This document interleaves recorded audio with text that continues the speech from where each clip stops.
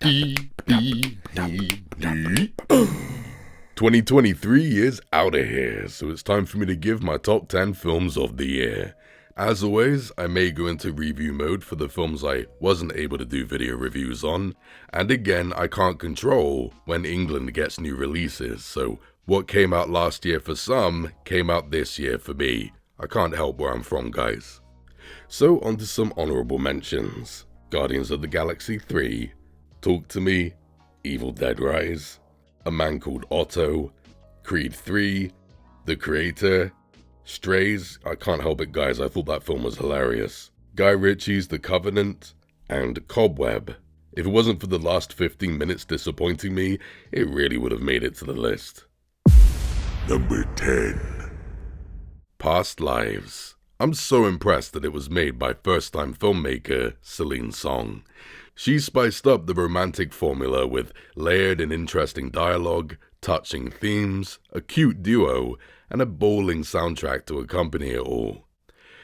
But I'm gonna be completely honest with you guys, the reason why I've put this at number 10 is because I know it deserves a place on my list, but I don't know where, because it slightly confused me. I didn't get how these characters in their 30s were still obsessed over a possible romantic relationship from when they were 12.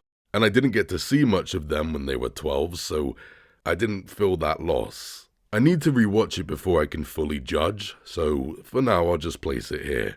But make no mistake guys, Past Lives is one of the best films of the year for me, and I recommend it through and through. It really is a charming piece of cinema, and I look forward to revisiting it and peeling back its layers. Celine Song, we're going to be talking about you for a while, darling.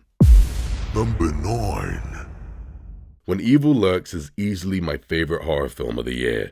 This one slipped under too many radars as far as I'm concerned. It's a movie about demons possessing people, and yet it treats it almost like a zombie infection film. It felt so bizarre and unique, and some of the gory scenes may have been a little bit too much for my stomach, but a lot of it did feel earned and added so much more weight to the creepy atmosphere. And the mythology and lore of the demon did a lot for me. So unique, and it got under my skin. If the movie ended on a much better note, this definitely would have made it higher on my list, but I'm not too fussed because goddamn, When Evil Lurks was mad effective. Please check this one out guys, I think a lot of people missed out on this bad boy. Number 8. Knock at the Cabin is another film that proves my hero M. Night Shyamalan is indeed back. He's yet again made a movie about a strange Twilight Zone-inspired situation, and it's brought to life perfectly by the actors. Seriously, this situation would be ridiculous if it wasn't for the actors making it feel so real.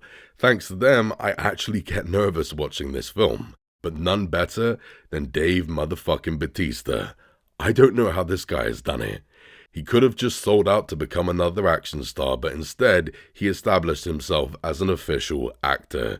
And this film completely proved it in my opinion, because this is easily the best performance he has ever given. I don't know how he broke out of the box. This is solid stuff. I really like Knock at the Cabin, and it's again proof that my hero M. Night Shyamalan is indeed back. I've really been enjoying his resurgence recently. Number 7. Godzilla Minus One is one of the most surprising films I've seen all year. Anyone who knows me personally knows that I'm just not into Godzilla. But here, they just learned from all of the mistakes of all of the other bad Godzilla films and pumped new life into this. I love the fact that Godzilla isn't forced to be the good guy here, he's indeed the villain and very scary. But on top of that, they put so much emphasis and focus on the human characters here, and it's fantastic. I can't believe they managed to put this much beauty in a Godzilla movie. Number 6. Sisu, aka What the Heck Is This? This is one of the most unique action films I've seen in years. It has an almost entirely silent protagonist taking on a load of Nazis who want to steal his gold. Need I say more? The action is absolutely ridiculous and funny as hell. It doesn't overstay its welcome, the action is very well shot, it has a very unique character all just by itself, and the last 20 seconds of this movie, just flat out hilarious. Sisu was freaking ballin', man. Number 5. Teenage Mutant Ninja Turtles Mutant Mayhem. I didn't see this one coming either. Guys, I haven't seen a Teenage Mutant Ninja Turtles movie in about 25 years, and that was the first movie they ever released. It's been a long time. I'm just not much of a fan. I saw this one and I totally understand the appeal now. You don't need to be a fan to see that this is coming from a place of intense love. Some of the best voice acting I've seen all year. Jackie Chan was fantastic, but Ice Cube as Superfly, such a fantastic voice performance and easily one of the best characters of the year for me. My dad, Baxter Stockman, he's the one who dumped the ooze down the drain, baby. But best yet, the aesthetics. This is one of the best looking films I had ever seen in my life. I couldn't take my eyes off of the screen. All I wanted was to get to know the turtle characters a bit more. That's it. Other than that, this film rocks and I cannot wait for the next film. Number 4. The Super Mario Bros. Movie pleased me left, right and center. Yes, I admit that I'm being a bit of a fanboy here. I wouldn't enjoy it as much if I wasn't such a fan of the games. But I am a fan of the games, so I can't help it. It adapts the game very well, it looks fantastic, the action is fun, the jokes all land, and the voice acting is fantastic. I mean, Jack Black as Bowser? Mwah! Perfect. Stupidly fun and charming as hell, the Super Mario Bros. Movie was solid and proved my point that game-to-movie adaptations can be good. In fact, 2023, in my opinion, has officially proved that the curse is over. Season 1 of The Last of Us, Season 1 of Twisted Metal, and now this film?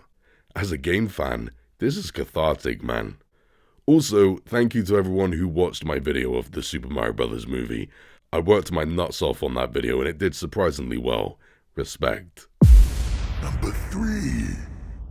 Babylon was seriously mismarketed as a big-time party film.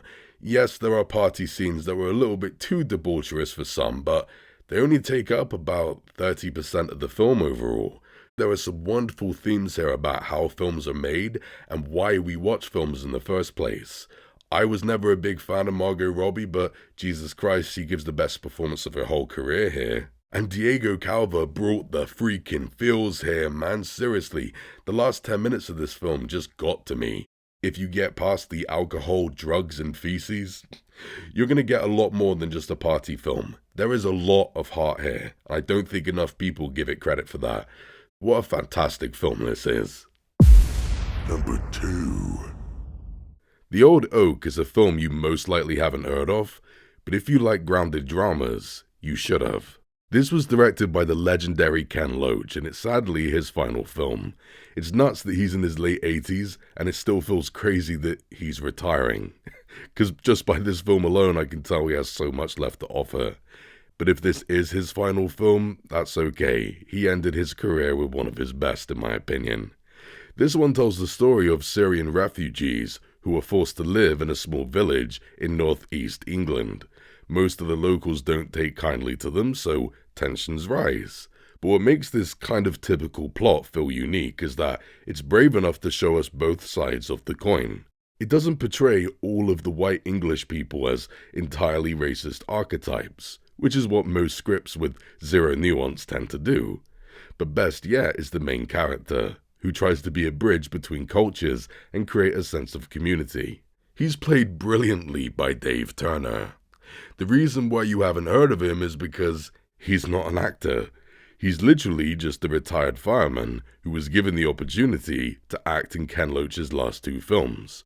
He was only given a minute-long scene in each film, but now he's the star here. The anxiety, the imposter syndrome I had leading up to it was crippling. I was just standing there thinking, how do I get out of this? Genuinely, I've got no desire to do this again. Well, even though his imposter syndrome will not allow him to see what I see, I think his performance in this film is one of my favourites of the year. No fooling.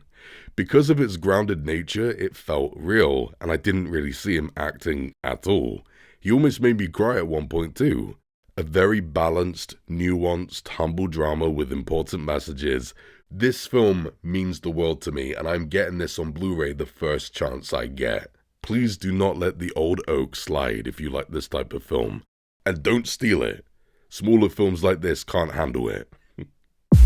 Number 1. The Whale. If you've seen my review, you'll know that I wasn't too fond of the ending. I thought Charlie had a very flawed arc, and also his optimism went too far at times. But I had to ask myself, was there any other movie from 2023 that affected me like The Well did? And the answer was no. This is a unique character piece that offers a fresh insight into how trauma and guilt can affect someone. I didn't take the scenes of self-destruction as dehumanizing. They affected me deeply, and I cried my eyes out in the cinema. Sadie Sink and Hong Chow were exquisite, but Brendan Fraser? He was so great he actually made me feel ashamed. As I said in my review, I grew up taking him for granted as an actor, but after seeing The Well, I finally saw how brilliant he was, and I couldn't believe it took me so long to see it. I know the audience often refers to the one thing right with my lifeline when praising his acting, but for me, it was the apology scene. When he says the line, "I was in love," tears, man, tears. This moved me so much, and I genuinely think it's one of the best performances I've ever seen, ever. I am so happy he won that Oscar. Brendan Fraser. The Whale! Darren Aronofsky did it again. An incredibly moving film, but very difficult to watch. The Whale moved me too much. So, that's my 2023 list.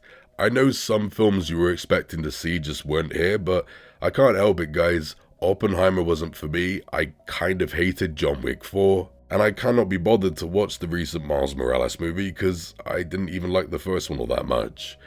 But chill, guys, it's called an opinion for a reason. If you guys enjoy all of that, well, enjoy it for me. Let me know what you guys think should be on this list either way. Thanks for watching, guys. Stay jiggy. The badger appreciates ya.